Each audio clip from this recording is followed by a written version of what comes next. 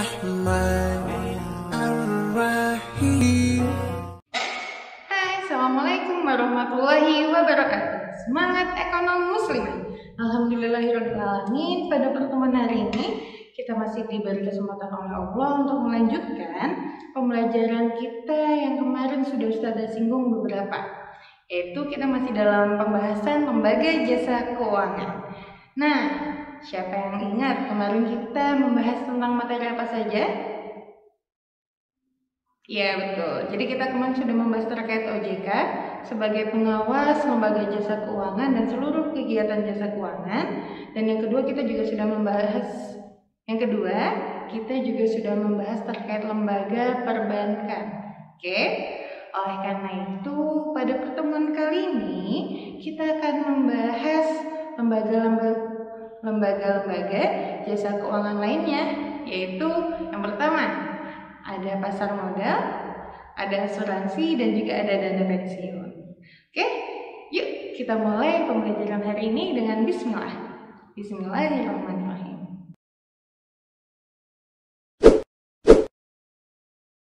Yang pertama akan kita bahas adalah pasar modal. Jadi, anak-anak ada yang tahu atau mungkin apa yang menyintas di benak anak-anak ketika mendengar pertama kali kata pasar? Iya, pasar. Seperti yang biasanya anak-anak sering jumpai di jalan-jalan atau di beberapa daerah, pasti ada yang namanya pasar. Sebelumnya juga di bab awal-awal di semester kemarin Ustazah sudah membahas tentang pasar. Jadi pada pengertian pasar secara general adalah bertemunya penjual dan pembeli. Nah, untuk pasar modal konsepnya kurang lebih sama, bertemunya penjual dan pembeli. Kan tetapi yang diperjualbelikan adalah modal, atau bahasa Inggrisnya modal apa? Capital. Nah, jadi modal ini diperjualbelikan dalam bentuk surat berharga. Pasar modal sendiri memiliki peran penting dalam perekonomian suatu negara. Jadi hampir setiap negara memiliki pasarnya sendiri untuk memperjualbelikan surat berharganya. Di Indonesia juga ada sendiri, nanti kita bahas setelah ini.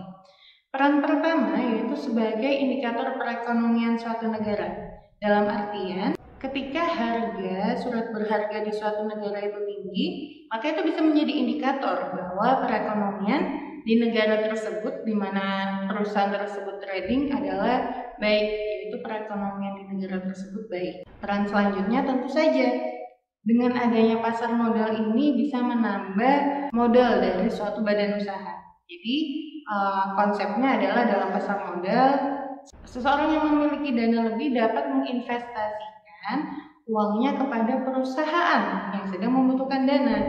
Jadi dengan perusahaan menjual surat berharga tersebut, maka investor atau pembeli akan menyerahkan uangnya yang digunakan untuk tambahan modal perusahaan atau badan usaha, ya.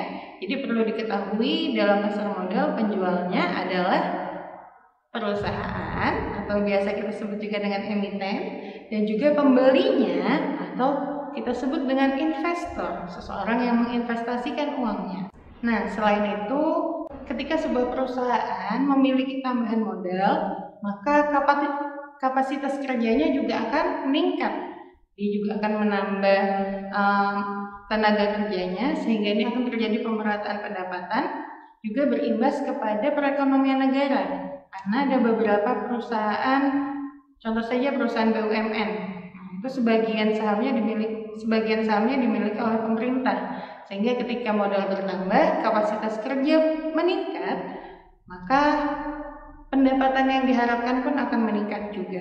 Nah, ini berimbas kepada pemerintah, berimbas juga kepada pajaknya. Perusahaan yang memiliki pendapatan lebih atau pendapatan yang tinggi juga memiliki kewajiban yang lebih tinggi juga dibanding dengan perusahaan lain. Di sini adalah beberapa peran penting dalam pasar modal. Jadi pasar modal ini penting atau selalu diharapkan ada di setiap, karena memiliki peran-peran yang Ustazah sebutkan. Oke, selanjutnya dalam transaksinya atau dalam berjalannya pasar modal ini, pasar modal butuh beberapa bantuan lembaga jasa keuangan.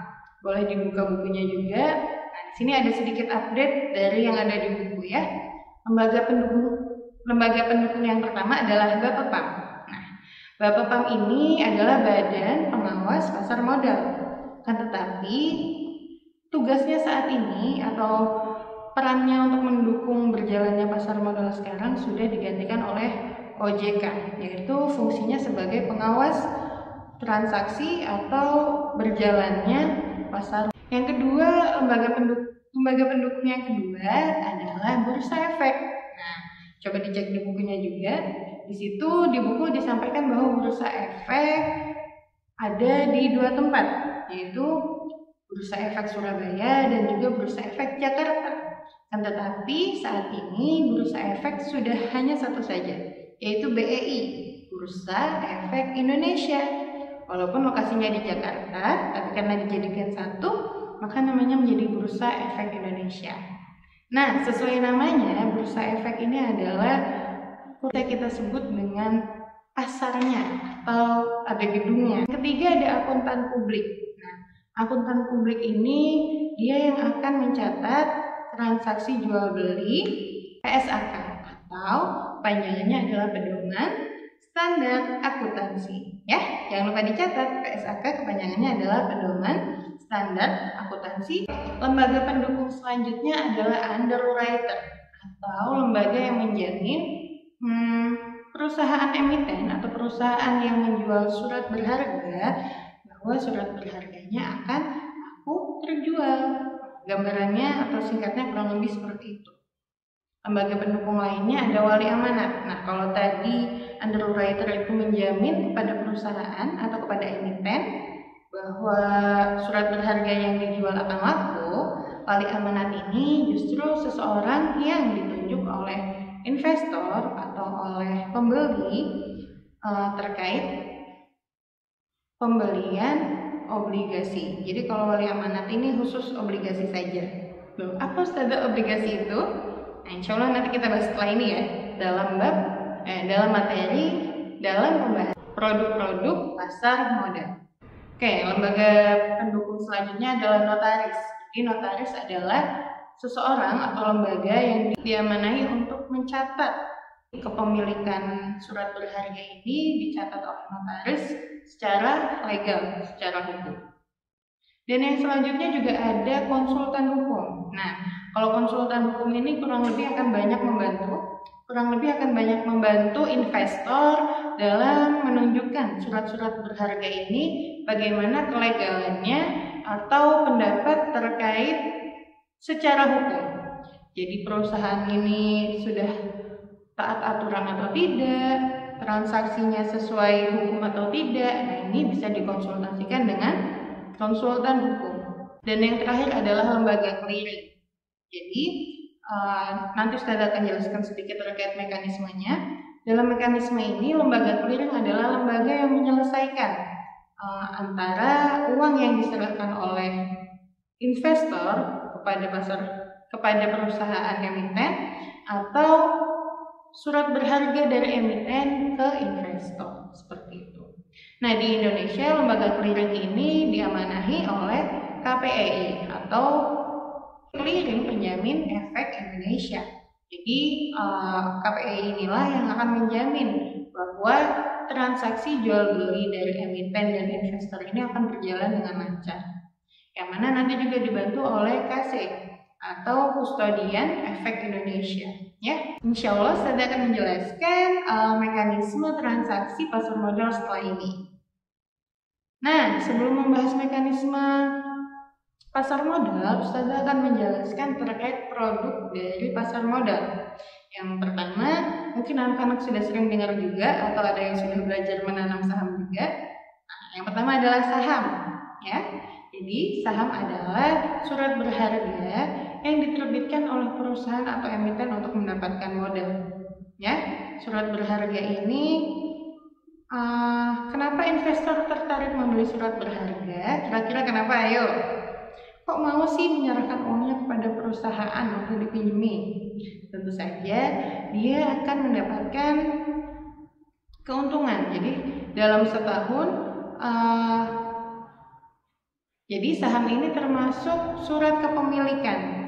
Seumpama anak-anak membeli saham dari perusahaan, kita sebut saja yang lagi banyak diperbincangkan, perusahaan Antam, berarti anak-anak menjadi bagian dari pemilik perusahaan tersebut. Nah, tapi kan ada persenannya. Dari total modal berapa uang anak-anak yang menjadi bagian dari modal perusahaan. Misal total modal perusahaan itu 10 miliar, anak-anak memberikan saham atau membeli sahamnya sebanyak 1 miliar, maka kepemilikan saham anak-anak adalah 10%. Keuntungannya dari perusahaan nanti yang akan anak-anak terima adalah 10% per tahun. Kurang lebih gambarannya seperti itu. Oleh karena itu, ketika seseorang memiliki saham perusahaan, dia berhak mendapatkan keuntungan, juga menanggung kerugian ketika perusahaan rugi, ya. Jadi dalam artian kita ikut memiliki saham tersebut, ikut memiliki perusahaan tersebut. Berbeda dengan obligasi.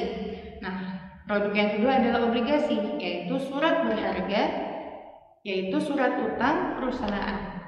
Jadi kalau obligasi ini kesepakatan antara investor dan juga perusahaan emiten adalah investor memberikan uangnya yang akan dikembalikan perusahaan dalam jangka waktu tertentu. Biasanya jangka waktunya lebih pendek daripada saham. Nah, apabila anak-anak memiliki obligasi di suatu perusahaan, bukan berarti anak-anak ikut memiliki perusahaan tersebut. Hanya anak-anak memberikan pinjaman kepada perusahaan tersebut yang nanti akan dikembalikan plus bunga tambahan. Saya malah belum menjelaskan yang pertama ya. Yang pertama ini adalah waran. Yang pertama adalah waran. Waran ini adalah sertifikat hak yang biasanya dikeluarkan perusahaan sebelum menjual saham atau obligasinya. Jadi orang-orang yang ingin membeli saham tertentu bisa jadi diwajibkan membeli waran terlebih dahulu. Semisal Ustazah sudah membeli waran dari perusahaan Unilever, ya, atau Ustazah contohkan perusahaan semen Gresik. Ustazah sudah membeli warannya terlebih dahulu, lalu ketika semen Gresik ini menjual saham, Ustazah akan mendapatkan hak istimewa karena Ustazah sudah memiliki waran tersebut. Ustazah akan didahulukan dan juga akan diutamakan. Dalam artian bisa jadi Ustazah akan dapat hak istimewa terkait harga atau mendapatkan kuantiti yang Ustazah mau, karena setiap perusahaan menjual saham atau obligasi itu pasti ada batasan tertentu. Kalau kita sudah punya waran, maka kita diutamakan dan punya hak untuk memilih kuantiti atau jumlah yang ingin kita beli. Seperti itu. Lainnya dari pasar modal adalah reksadana.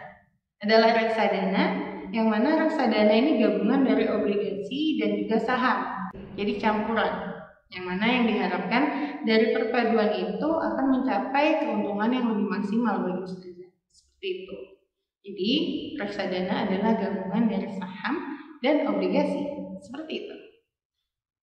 Dan yang terakhir adalah right issues.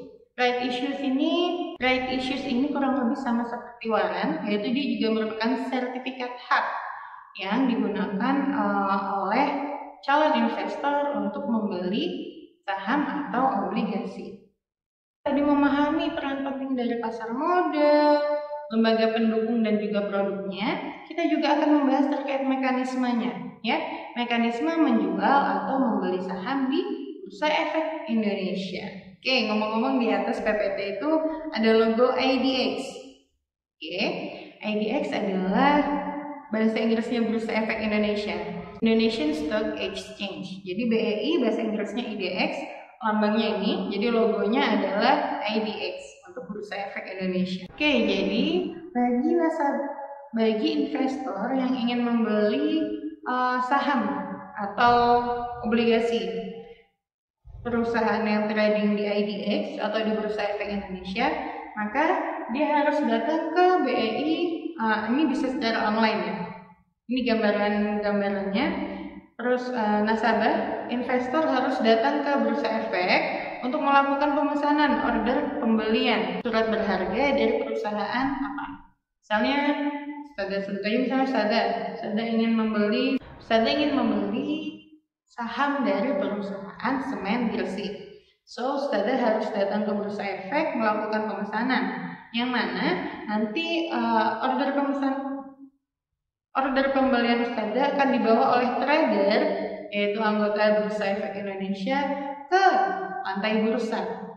Oke, setelah di bursa, maka orderan Ustazah akan dibawa ke KPEI dan KC untuk diselesaikan, yang mana oleh KC dan KPEI akan disambungkan juga dengan emiten pemilik saham tersebut, yaitu perusahaan Semen Gresik Indonesia. Ya, oke. Jadi kurang lebih prosesnya itu akan sampai 2 hari. Setelah 2 hari itu, Ustazah bisa ke anggota bursa yang nanti akan disampaikan ke KPI dan KC.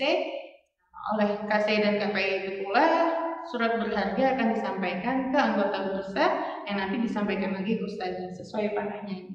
Ya, dari panah ini kita bisa lihat bahwa kurang lebih waktu penyelesaian oleh KPI dan KSEI adalah 2 hari.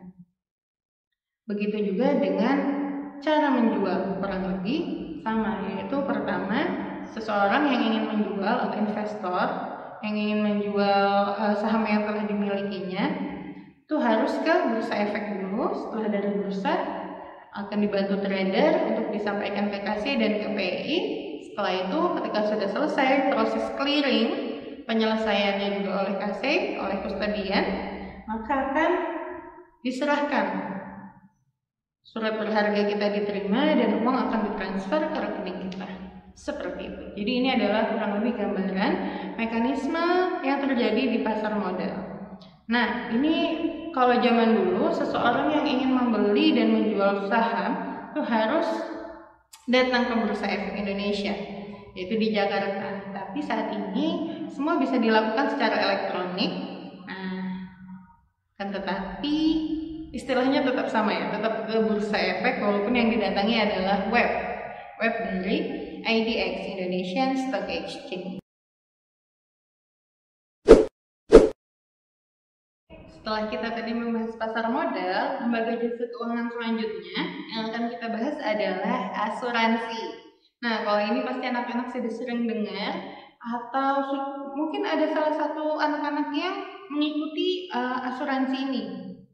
Oke, jadi kalau asuransi adalah, pengertian dari asuransi sendiri adalah perjanjian antara penanggung dan yang tertanggung. Jadi si penanggung ini mengikatkan diri kepada yang tertanggung untuk menanggung beberapa risiko yang ia serahkan. Jadi penanggung ini adalah kita atau seseorang yang mengikuti asuransi, dan yang tertanggung adalah lembaga asuransinya. Contohnya misalnya kita, Ustazah ingin mengasuransikan, nah ini akan masuk ke produk asuransi ya. Ustazah takut kehilangan rumah Ustazah, misalnya rumah kebakaran dan sebagainya.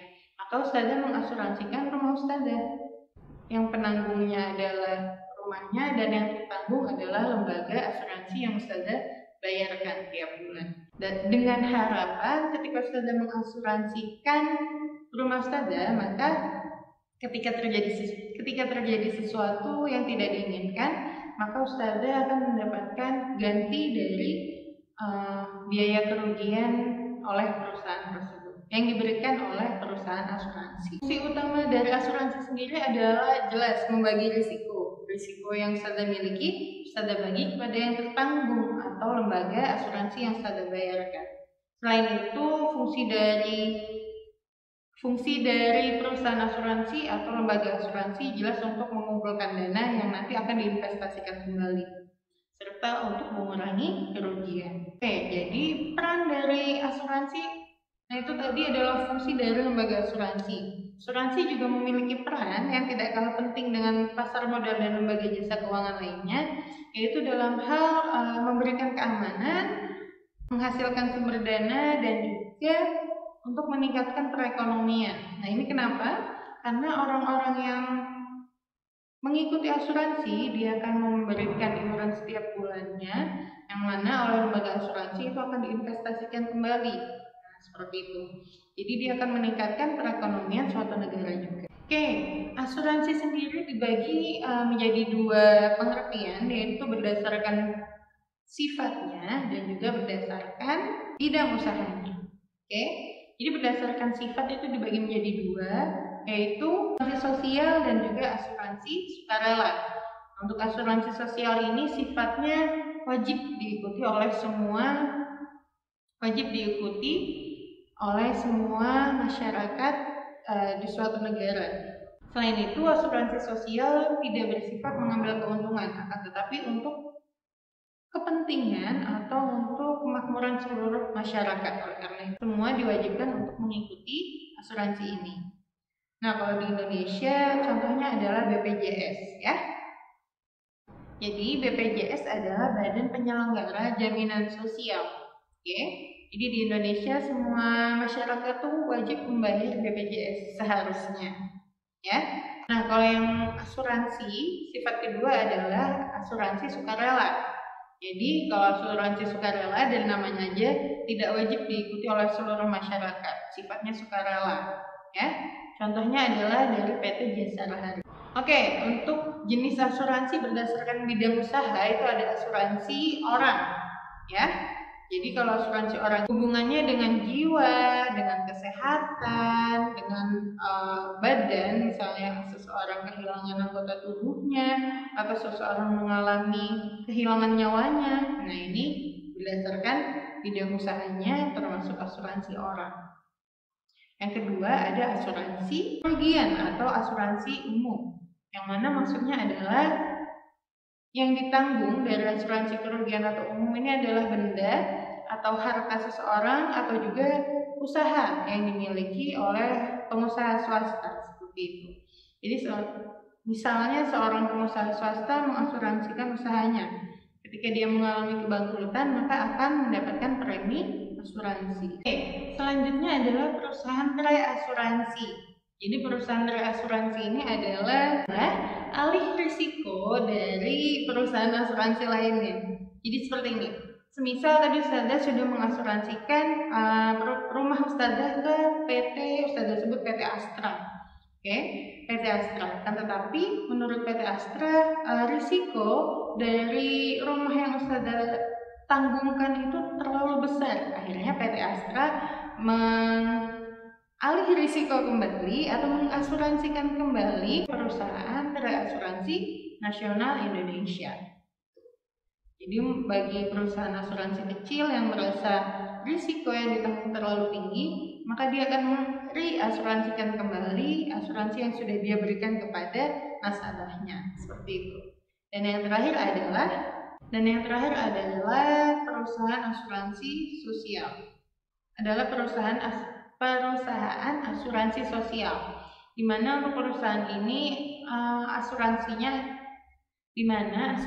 ini secara mengerucut ditunjukkan kepada orang atau masyarakat yang finansialnya kurang baik. Masyarakat yang kurang mampu contohnya ditanggung oleh PT Jasa Raharja. Tadi ada Jasa Raharja, ada juga Jiwasraya. Nah, itu adalah beberapa contoh perusahaan asuransi. Asuransi dalam melakukan kegiatan usahanya memiliki prinsip kegiatan seperti yang saya sampaikan sebelumnya. Rata-rata setiap lembaga jasa keuangan memiliki prinsip kegiatan dalam melakukan kegiatannya. Untuk perusahaan asuransi, prinsip yang pertama adalah insurable interest. Dalam artian barang atau premi asuransi akan diberikan kepada barang atau objek yang memang diasuransikan. Semisal Ustazah mengasuransikan rumah Ustazah, tapi yang terjadi kebakaran atau kerusakan adalah gudang lainnya yang ada di dekat rumah Ustazah, maka itu tidak mendapatkan asuransi karena gudang tersebut bukan objek yang diasuransikan. Seperti itu. Yang kedua, prinsipnya adalah utmost good faith. Dalam artian perusahaan asuransi berharap nasabahnya atau seseorang yang ingin mengasuransikan objeknya mengisi data terkait objek tersebut secara akurat dan benar sehingga ada itikat baik antara yang tertanggung dan yang penanggung, seperti itu. Prinsip kegiatan yang ketiga adalah proximate cause atau penyebab dominan. apakah kerusakan atau kehilangan dari objek yang diasuransikan ini sesuai dengan perjanjian atau polis asuransi. Nah, kalau ternyata dominannya tidak sesuai, maka premi atau polis asuransi tidak bisa dicairkan kepada penanggung atau seseorang yang mengasuransikan objek tersebut. Dan prinsip kegiatan usaha yang selanjutnya adalah indemnity atau pengertiannya premi asuransi yang diberikan kepada seorang yang mengasuransikan objek ini sebesar kerugian saja. Oke, jadi kerugian atas rumah itu berapa, maka akan ditanggung oleh asuransi, tidak lebih.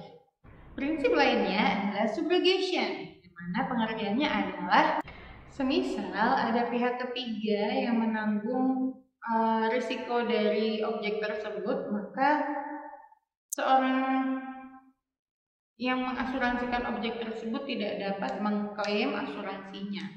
Dan juga prinsip kegiatan yang terakhir, retribution. Jadi bisa jadi ternyata objek tersebut ditanggung risikonya oleh pihak lain, maka seseorang yang mengasuransikan objek tersebut tidak dapat menerima secara lengkap atau secara utuh premi yang seharusnya bisa dia klaim.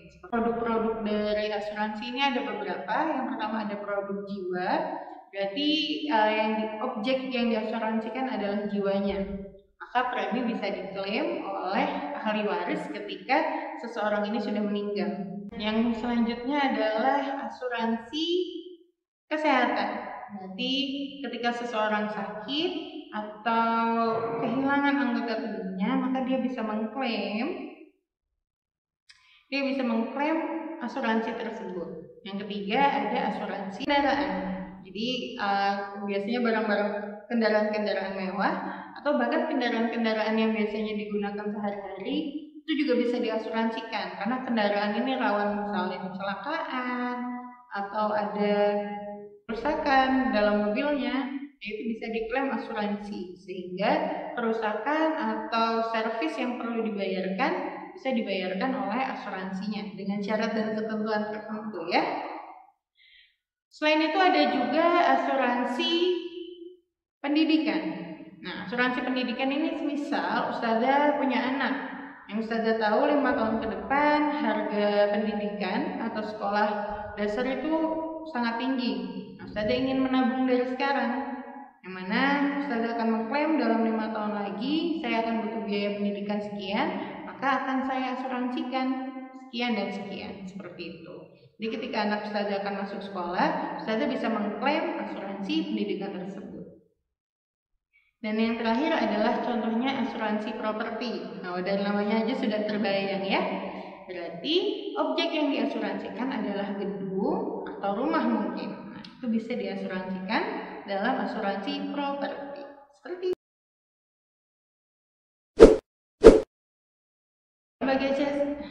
Lembaga jasa keuangan yang selanjutnya adalah dana pensiun.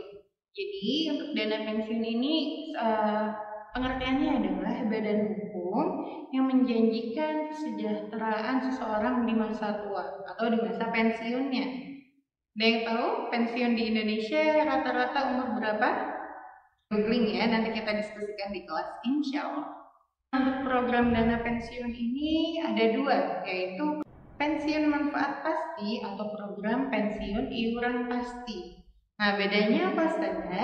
Jadi kalau program pensiun manfaat pasti, lembaga atau badan hukum yang akan memprogram dana pensiun ini mendiskusikan dengan nasabahnya atau orang-orang yang merencanakan akan mengambil program ini. Dilihat dulu manfaat yang diinginkan di masa tuanya ini berapa. Semisal ustazah menentukan bahwa di masa tua nanti saya butuh dana pensiun 2 miliar. Maka dari 2 miliar itu dihitung dengan masa kerja, dari masa kerja sekarang sampai perkiraan usia pensiun, berapa iuran yang harus diberikan. Jadi manfaatnya itu pasti 2 miliar, maka setiap bulan ustazah harus menabung misalnya 10 juta. Karena perkiraan ustazah pensiun tahun sekian berapa dan berapa itu akan dihitung oleh badan hukum ini yang mengurus dana pensiun. Berbeda dengan program pensiun iuran pasti, yang ditentukan di awal adalah iurannya. Jadi misalnya di awal Ustazah sudah menentukan bahwa saya hanya mampu menyisihkan uang untuk persiapan pensiun saya 2 juta. Maka 2 juta itu akan dikalikan sampai perkiraan usia pensiun atau sampai uang ini akan ditarik. Jadi manfaatnya belum tentu karena waktu menabung akan tergantung oleh nasabah masing-masing. Dana pensiun ini memiliki fungsi dan peran yang lumayan penting bagi setiap orang yang tentunya akan berpikir bahwa kita akan hidup sampai usia tua ya, sampai kita pensiun. Oke, kita harus mempersiapkan dana usia tua karena di usia tua bisa jadi kita sudah tidak lagi bisa bekerja, tapi kita masih perlu melakukan kegiatan sehari-hari yang membutuhkan dana. Karena itu kita membutuhkan penyediaan dana di hari tua kita nanti. Selanjutnya juga peran dana pensiun adalah sebagai sarana peningkatan ekonomi dan juga penyemangat kita ketika kerja. Jadi ketika nanti anak-anak mungkin sudah mulai kerja, kita akan bertambah semangatnya untuk menambah pundi-pundi simpanan kita di masa tua nanti. Nah, untuk jenisnya, dana pensiun ini ada yang diberikan oleh pemberi kerja, ada juga yang diberikan oleh lembaga keuangan. Contoh dana pensiun pemberi kerja ini adalah kebanyakan PNS ya. Sebagai pegawai negara akan ada dana pensiun ketika kita sudah keluar atau ketika kita sudah pensiun. Nah, dana pensiun ini diambil dari pengurangan gaji setiap bulannya. Nah, tapi akhirnya ketika kita sebagai PNS, misal kita seorang PNS yang ingin mengambil pensiun, maka dia akan menerima dana pensiunnya setiap bulannya. Jadi dia akan terus digaji walaupun dia sudah pensiun sebesar iuran yang sudah disisihkan selama dia masa kerjanya. Berbeda dengan dana pensiun lembaga keuangan, itu mungkin pegawai-pegawai swasta yang tidak diberikan jaminan masa tua oleh perusahaan harus menyiapkan dana pensiun ini secara mandiri. Misalnya Ustazah tidak ada jaminan masa tua dari sekolah, Ustazah akan menabung sendiri di perusahaan-perusahaan atau lembaga keuangan yang memberikan program pensiun atau dana pensiun. Prinsip kegiatan usaha dana pensiun ini intinya adalah bagaimana seseorang bisa menabung, menghimpun uangnya,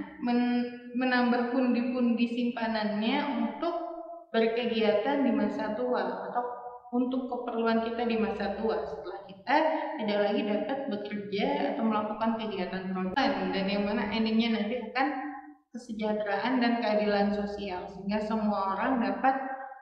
Nah, untuk produk dari dana pensiun ini DPL ada beberapa produk, yaitu yang pertama adalah yang bersifat tabungan dan yang kedua bersifat tabungan dengan tambahan asuransi jiwa.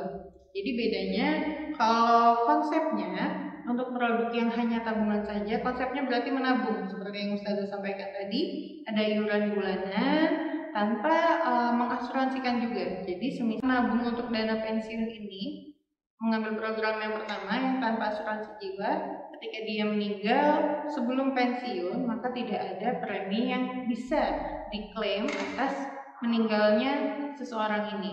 Jadi ahli warisnya tidak dapat mengklaim asuransi jiwa karena ya memang produknya hanya dana tabungan saja. Yang nanti bisa diambil adalah besarnya tabungan yang disiapkan. Sifatnya beserta asuransi jiwa, misal seseorang ini konsepnya tetap sama, tetap tabungan setiap bulannya, kan tetapi ada tambahan investasi atas asuransi jiwa. Jadi misal seseorang ini meninggal sebelum masuk waktu pensiunnya, maka dia dapat mengklaim atau ahli warisnya ini dapat mengklaim polis asuransi jiwa dari seseorang. Itu tadi Ustazah menyampaikan beberapa materi terkait lembaga jasa keuangan. Tentu saja yang Ustazah bahas ini lembaga jasa keuangan non perbankan. Yang pertama tadi ada pasar modal, ada juga asuransi, dan juga yang terakhir adalah dana pensiun. Nah, insya Allah akan mendiskusikan kembali materi ini di kelas. Saya berharap anak-anak mendapat wawasan baru dan juga menambah cita-cita anak-anak, mungkin menambah semangat anak-anak dalam menggapai cita-cita anak-anak masing-masing. Oke, Ustazah minta maaf semisal Ustazah ada salah kata. Terima kasih sudah menonton video ini dan menyimak dengan baik. Jangan lupa dicatat. Oke, Ustazah akhiri. Assalamualaikum warahmatullahi wabarakatuh. Semangat ekonomi muslimah. رب اجعلني مقيم الصلاة ومن ذريتي ربنا وتقبل دعاء